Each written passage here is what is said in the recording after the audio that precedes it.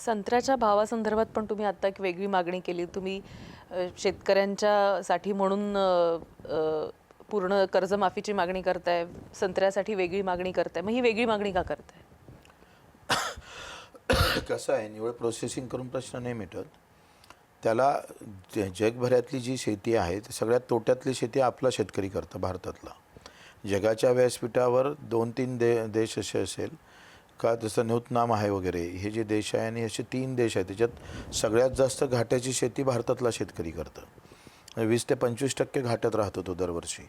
म्हणजे एकूण उत्पादन खर्च आणि असलेले बाजारभाव. तर या सगळ्यामध्ये आम्ही जे मागणी केली होती का तुम्ही भाव देऊ शकत नसेल तर उत्पादन खर्च कमी केला पाहिजे. जसं स्वामीनाथन काय म्हणायचे का उत्पादनापेक्षा उत्पन्न महत्त्वाचे आहे. म्हणजे पैसे किती हाती येतं ते खऱ्या अर्थानं महत्त्वाचं ठरू शकतं. आणि म्हणून आम्ही पेरणी ते कापणीपर्यंत सगळे कामं MRHSमध्ये घ्या, म्हणजे मजुरीचा खर्च कवर होईल.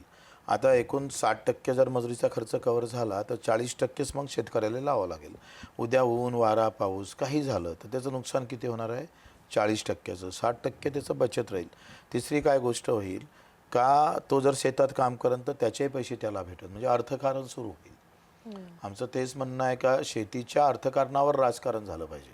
जे विजय जावंदे या नेहमी म्हणायचे, तुम्हाला लक्षात हो, असेल. हो, हो. आणि मग शेतीच्या अर्थकारणावर राजकारण झालं तर मग शेतकरी सुखी होण्याच्या दिशेची वाटचाल सुरू करेल. आता मग काय होतं आहे का गावातल्या मजुराला मजुरी भेटतं, तो पण तिथं जगतं आहे.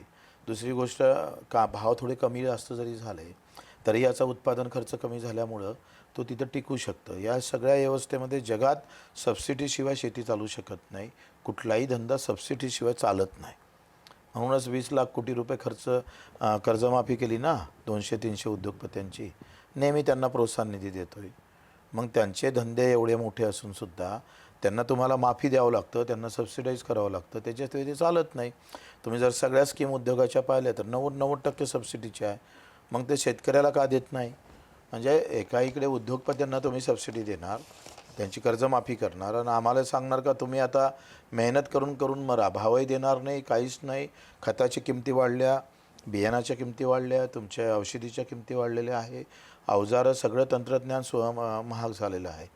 मग आमच्या शेतीतून कारखानदारी उभं राहिला, आमच्या शेतीतून अडते व्यापारी उभे राहिले, आमच्या शेतीतून नेते उभे राहिले शेतकऱ्याच्या ताकदीवर. संख्या आमची जास्त आहे ना शेतकऱ्याची.